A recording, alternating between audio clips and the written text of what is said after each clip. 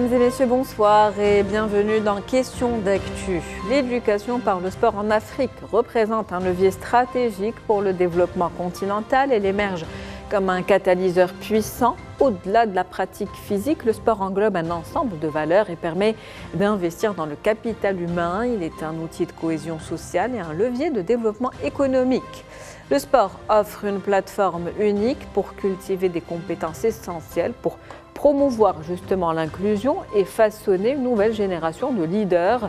Transformer les divisions en une unité, voilà ce que permet le sport. Éducation par le sport, quels enjeux en Afrique et quel état des lieux? On en parle à l'occasion de la 3e édition du sommet de l'éducation par le sport en Afrique qui se poursuit au Maroc, à Casablanca, jusqu'au 6 avril. Avec moi pour en parler, Madame Géraldine Robert, vous êtes présidente de l'association Yemali. C'est un plaisir de vous recevoir avec nous sur ce studio. Plaisir partagé, merci. Merci d'avoir accepté notre invitation. Avec nous également Monsieur Axel Carré. Vous êtes délégué général de la Fondation Lacoste. Bonsoir, et merci d'être avec nous. Bonsoir, merci. Et enfin, Monsieur Tom Freysen, vous êtes manager de projet pour la Fédération néerlandaise de football. Bonsoir. Bonsoir, merci. Merci d'avoir accepté notre invitation. Alors, ce 3e sommet qui a débuté, cette 3e édition du sommet de l'éducation par le sport en Afrique qui a débuté le 3 avril, qui devrait se poursuivre jusqu'au 6. La thématique choisie cette année, conduire un changement systémique avec les experts et les acteurs du développement par le sport. Que pensez-vous de cette thématique, Madame Robert, et pourquoi le choix de cette thématique pour cette 3e édition ? Je pense que c'est une thématique pertinente parce que nous savons tous quel est l'apport du sport dans une nation. Donc je pense que ce n'est que bénéfique pour les États de vouloir vraiment impacter la jeunesse en utilisant différents moyens. Et je pense que le sport est un moyen de canaliser la jeunesse, d'encadrer la jeunesse. Et voilà, pour moi, c'est une thématique vraiment impactante et je suis contente d'être là à ce sommet, d'assister à ce sommet, de voir des personnes réunies autour de la question du sport. Donc pour moi, c'est un plaisir d'être là. Le temps que vous en parlez, par expérience, vous étiez ancienne sportive professionnelle, donc vous savez de quoi vous parlez. Je sais pertinemment de quoi je parle, je sais ce que le sport a apporté dans ma vie. Donc pour moi, comme vous l'avez dit tout à l'heure, cette thématique est vraiment intéressante. Monsieur Freysen, quels enjeux aujourd'hui quand on parle de sport et d'éducation par le sport en Afrique? Je pense que en ce moment, les jeunes aux Pays-Bas, d'où je viens, mais aussi au Maroc et dans d'autres pays dans le monde, sont de plus en plus intéressés de participer dans des moyens plus informels de participation à la vie sociale. Et je pense que le sport est un très bon moyen pour faire cela. On a besoin de changer un peu le système dont les jeunes puissent participer, puissent s'engager, puissent partager leur opinion. Et le sport, à travers des événements sportifs, comme la Coupe du Monde, mais aussi avec la NBA, c'est là où les jeunes sont engagés et ils veulent participer. Mais il faut que nous pensons aussi au niveau grassroots, comme on dit en anglais, pour que les jeunes puissent vraiment mettre leurs idées sur la table et puissent participer. Je pense que ça, c'est le plus important pour nous en termes d'acteurs dans le monde du sport. La pratique du sport, en tout cas, apporte beaucoup tout à chacun qui pratique. Monsieur Carré, quelles actions aujourd'hui structurantes pour renforcer cet écosystème du sport, notamment en Afrique, et quelles sont les pratiques qu'il faut encourager dans les écoles, justement, parce que ça commence tôt? Alors en fait, pour un acteur économique, il peut, comme une entreprise, il peut agir à la fois sur une dimension de business, et ça c'est un peu une logique économique, mais de plus en plus, les entreprises ont envie de s'engager, et de s'engager au travers de leur fondation ou outils philanthropiques, pour aller justement chercher une autre dimension du sport un peu moins connue. On va parler de la Coupe du Monde ou de la CAN, mais cette dimension éducationnelle, elle est clé, elle est importante pour la nation. Et en fait, une fondation comme la nôtre a pour volonté d'aller aider des associations qui œuvrent au quotidien auprès de jeunes pour les émanciper, pour leur donner un autre regard et la volonté en fait d'une fondation comme la nôtre. C'est au travers de ces programmes éducationnels qui vont développer la pratique, qui vont développer l'inclusion, que ce soit sur ou une plus grande mixité ou plus encore des situations de handicap. Développer également une thématique importante à nos yeux qui est l'éducation soft skills, l'éducation au sens large, pour permettre également pour des jeunes autour de 15-16 ans d'aller chercher une émancipation professionnelle, un futur. Donc tout ça, c'est aussi quelque chose que le sport peut apporter au-delà du spectacle et de ce qu'on connaît des grands événements, des grands rassemblements que le Maroc va connaître l'année prochaine ou en 2030. Vous l'avez dit, des soft skills qu'on acquiert en pratiquant le sport et qui sont utiles toute la vie, même dans le monde professionnel. Ce sont des valeurs, en effet, de confiance en soi, de collectif, de recherche de résultats. Ça paraît simple quand on est, on va dire, dans un milieu un peu classique. Quand on n'a pas forcément socialement, économiquement, la capacité à avoir ces valeurs-là directement, intrinsèquement en soi, le sport amène cette capacité et servons-nous, entre guillemets, justement, de ce levier intéressant pour apporter un vrai plus et une vraie valeur ajoutée à ces jeunes. Enfin, confiance en soi, travail d'équipe, leadership, plusieurs en tout cas valeurs du sport et plusieurs qualités. Madame Robert, justement, quand on parle de ces jeunes talents et de formation aussi au niveau des écoles, il y a certains talents qui existent mais qui ne sont pas détectés à temps et souvent il est trop tard. Plusieurs joueurs qui pourraient être des professionnels, apporter beaucoup de choses à leur pays et puis avoir toute une carrière, mais qui n'ont pas été remarqués suffisamment tôt. Parce que quand on ne commence pas tôt, c'est difficile de rattraper un petit peu un niveau assez avancé, celui des professionnels. Exactement. Moi, je pense que le sport, c'est tout un écosystème. Ça commence avec la cellule familiale où nous insistons auprès des parents d'encourager les jeunes de s'épanouir à travers des activités extrascolaires, parce que le sport, c'est quand même un puissant levier de transformation sociale, d'intégration, d'insertion. Et à travers le sport, on partage des valeurs qui ont été citées auparavant, des valeurs de partage, de confiance en soi. Et j'insiste vraiment dessus parce que nous avons tous été jeunes et il y a eu des étapes qui étaient plus difficiles que d'autres, préadolescence, adolescence, où en pratiquant une activité sportive, on arrive à se découvrir. C'est mon cas personnel.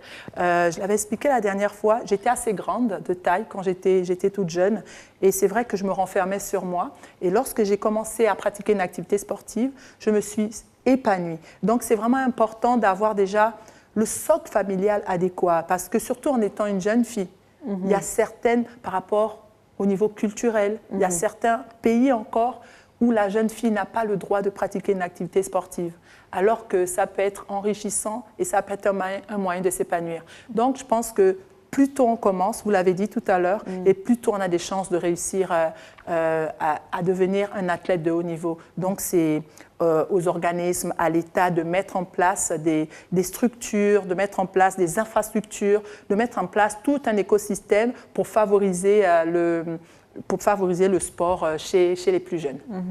Tout un écosystème, le sport qui est aujourd'hui un moteur de développement, un levier de développement aussi économique. Monsieur Freyssen, justement, Madame Robert a parlé de la jeune fille, toujours en Afrique. On va parler de cette inclusion. Quelle est la place de la femme et de la jeune fille aujourd'hui dans le monde du sport? Quelles sont les opportunités qui lui sont offertes, notamment, on va parler du football puisque c'est un petit peu votre spécialité, notamment dans le monde du foot. Oui, alors pour nous, le football, c'est peut-être un des sports le moins utilisé, on pense. On voudrait avoir plus de femmes dans le sport ou plus de jeunes filles dans le sport. On ne va pas directement utiliser le football et on va peut-être aller vers d'autres sports comme le volley, par exemple, ou l'athlétisme. Moi, je pense que le football peut, notamment à cause du grand nombre c'est plus les hommes qui participent dans ce sport-là, si on arrive à montrer que les femmes et les jeunes filles peuvent jouer au foot, c'est comme ça qu'on pourra apporter du changement dans de différentes communautés. Par contre, il faut qu'on crée des espaces sûrs pour que les jeunes filles, les femmes puissent participer au foot. Et ça commence avec les infrastructures, avec des bonnes formations pour des éducatrices, pour avoir des modèles à suivre dans le monde du football, pour qu'ils puissent voir que ce monde est aussi pour moi, ce n'est pas aussi pas seulement pour les hommes, et je peux aussi poursuivre ça. Alors je pense qu'il faut créer tout ce système, que ça soit quelque chose de facile à rentrer pour les jeunes filles et les femmes, enlever les barrières que nous avons. Et je pense notamment que le foot est un des sports qui peut être utilisé, ou le plus puissant à utiliser pour arriver à ces résultats-là. On en revient à cet écosystème qui ne peut être créé que si on travaille tous main dans la main, gouvernement, entreprises et puis aussi associations et ONG. Monsieur Carré, justement, pour rester sur le domaine professionnel, quand on parle de sport, quel lien entre sport et croissance économique ? Alors en fait, là, moi, sur la partie fondation, je ne vais pas forcément directement répondre à votre question. Vous savez qu'il y a une forme d'accélération de l'économie du sport, et c'est pour ça que beaucoup de pays souhaitent attirer des grands événements. Le Maroc en est un exemple important. On vient de finir en France les Jeux olympiques et paralympiques de 2024. Donc je dirais que tout ça est quelque chose qui maintenant a une forme de maturité réelle, et ça fonctionne plutôt bien. Là, moi, ce qui concentre un petit peu mon énergie, c'est qu'on se doit, lors de ces grands événements, de montrer toute l'ingénierie sociale qui fonctionne, c'est-à-dire tout ce levier que le sport apporte sur, entre guillemets, des gens qui ne sont pas forcément aidés. Et je pense que c'est l'occasion, sur ces grands événements, de témoigner et de démontrer que l'ingénierie sociale fonctionne. Tibu, qui organise ce sommet, en est un formidable exemple. Et je pense que c'est vraiment là où on a encore une marge importante de travail à faire pour qu'une partie des flux financiers puisse aussi toucher des gens qui, à la base, ne seraient pas forcément touchés par l'événement. Donc je pense que c'est le rôle d'acteurs publics, bien évidemment, mais d'acteurs également privés comme nous, où en fait on est en mesure de témoigner, de montrer que pour qu'on ait une société un peu plus homogène, un peu plus équilibrée, que ce soit sur des problématiques féminines ou des problématiques d'insertion professionnelle, on fasse ce travail. Et je pense que c'est un peu l'enjeu des grands événements qui vont avoir lieu prochainement au Maroc et encore partout dans le monde. Et en parler à l'occasion de cette 3e édition de ce sommet est important, justement. Tibu, qui travaille conjointement, qui opère déjà au Maroc et en Afrique, qui travaille avec le ministère de l'Éducation marocain, mais aussi un certain nombre d'associations, d'où la vôtre, Madame Robert, l'association Yemali. Quelles sont les initiatives aujourd'hui qui sont mises en place, les actions, mesures qui sont mises en place par cette association pour favoriser justement cette pratique du sport auprès de la jeunesse? Déjà, Yemali a été créé à 16 ans. J'étais encore basketteuse professionnelle, a été créé à 16 ans pour simplement éduquer les jeunes à travers le sport. Nous avons commencé par des camps de basket et nous avons un programme qui nous tient à cœur, toujours autour des jeunes filles, un programme qui s'appelle Girl, You Matter, en anglais, ce qui veut dire en français « Jeune fille, tu es importante ». On veut vraiment donner les outils nécessaires à ces jeunes filles pour qu'elles croient en elles, pour qu'elles aient confiance en elles, pour pouvoir affronter tous les défis de la vie qu'elles auront dans leurs années futures. C'est vraiment important parce qu'il y a beaucoup de sujets. J'ai été une jeune fille aussi, donc je sais par quoi elles passent, quelles sont les différentes phases par lesquelles elles vont passer. Est-ce qu'il y a plus de difficultés quand on est une femme ? Dans le sport, oui, bien entendu, sur le plan culturel aussi, sur le plan infrastructure.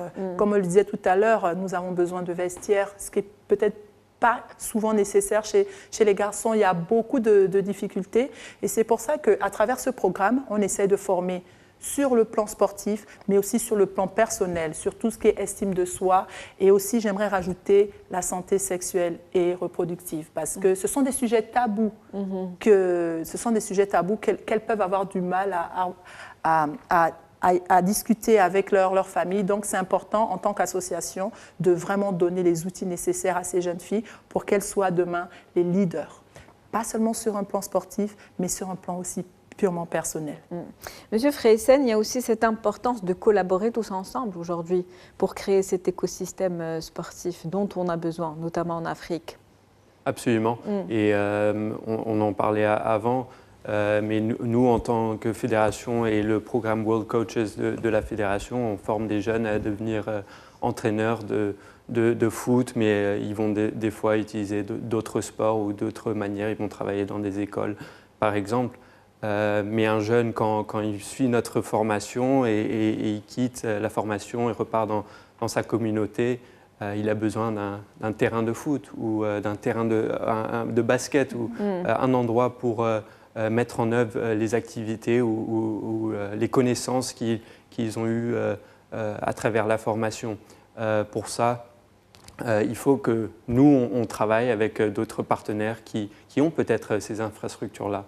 Après, nous, en tant que fédération néerlandaise de football, on ne peut pas donner, par exemple, de certificats qui sont reconnus au Maroc. Il y a bien sûr la Fédération marocaine de football et le ministère des Sports. Ces institutions-là qui peuvent donner les certificats. Et il faut respecter ça. Alors, on doit aussi travailler avec la fédération marocaine, avec les différents ministères pour que les jeunes que nous formons puissent après faire quelque chose avec la formation, qu'ils puissent aller travailler dans une école ou être entraîneur de foot dans un club. Alors, il faut que nous venons ensemble et que nous partageons nos connaissances. Et c'est qu'à ce moment-là qu'on pourra réussir à amener du changement social. Et c'est au Maroc, mais aussi aux Pays-Bas, dans mon pays. Vous mettez en avant la question de la formation, justement.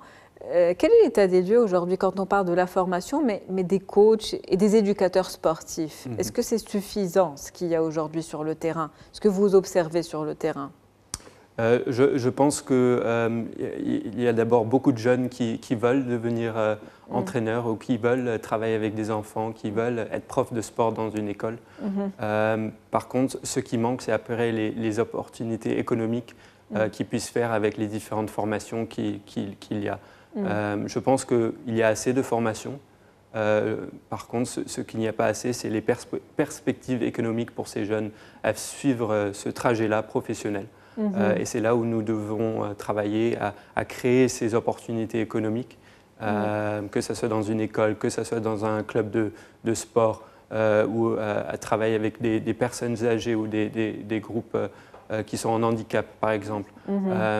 Tous ces groupes ont besoin des formateurs, des éducateurs physiques, mais malheureusement, trop souvent, ils ne sont pas assez payés, peut-être pas payés, ou on compte sur des volontaires pour faire ce travail-là. Et je pense que c'est cette philosophie, mentalité, ce système qu'il faut changer. Sur lequel il faut travailler. Donc vous avez mis en avant les perspectives économiques. Monsieur Carré, justement, quand on parle de ces perspectives économiques, quel avenir aujourd'hui pour cette jeunesse africaine? Quelles sont les opportunités qui leur sont offertes actuellement? Alors en fait, si je prends l'exemple de ce qu'on fait avec Tibu et nos amis de Tibu, déjà on agit en collectif. C'est-à-dire que... Ce qui est une très bonne chose. C'est une bonne chose, c'est quand je dis en collectif, c'est que nous, fondation, on est une fondation internationale, mais en fait on a un opérateur local, le groupe Safari, avec lequel on travaille main dans la main sur ces approches-là, où très concrètement on va travailler sur des programmes sportifs avec des éducateurs qui vont développer la pratique, développer les soft skills, on en a déjà parlé. Et aussi, un point qui est important, tous ne seront pas des sportifs de haut niveau, et c'est pas grave, mais en revanche, leur ouvrir les portes de la professionnalisation avec justement l'opérateur local qui leur permet de vivre les métiers du retail, de la boutique, ou de la logistique, ou du digital. C'est une forme, entre guillemets, de double projet, justement, qui dérisque le côté que sportif et qui leur permet à un moment donné d'avoir d'autres opportunités. Donc c'est ça un petit peu qu'il se joue dans nos relations avec Tibu ou avec d'autres acteurs du Maroc. Je pense notamment comme au Birdie de Mogador, qui sont aussi une association que nous soutenons sur Essaouira. Donc voilà un peu comment ça participe aussi à la création de cet écosystème dont on parle depuis tout à l'heure. Alors l'écosystème, c'est intéressant parce que là, c'est pour moi la première fois, ça fait 3 fois qu'a lieu ce forum, mais pour moi c'est la première fois que j'y participe et je trouve que réunir à la fois les bailleurs de fonds, les ONG, les éducateurs, c'est un moment clé où on est en capacité d'échanger, de partager les bonnes pratiques et puis de se dire aussi ce qui fonctionne bien, ce qui fonctionne un petit peu moins bien et puis de voir un petit peu les axes d'amélioration possibles sur l'avenir. Donc je dirais félicitations à Tibu et à Mohamed Amin Zaria pour cette belle initiative. Les axes d'amélioration, justement, Madame Robert, quels sont les axes d'amélioration immédiats, de manière urgente, qu'il faut traiter absolument aujourd'hui? Moi, je pense que, comme je l'ai dit tout à l'heure, la première chose, on en a discuté auparavant, c'est vraiment former les éducateurs. Former les éducateurs, mettre en place un système où des jeunes qui veulent devenir éducateurs plus tard peuvent accéder à ces formations qui n'ont pas besoin d'être onéreuses, vraiment, qui peuvent être accessibles à tout le monde. Ça, c'est l'une des choses. Déjà, la formation.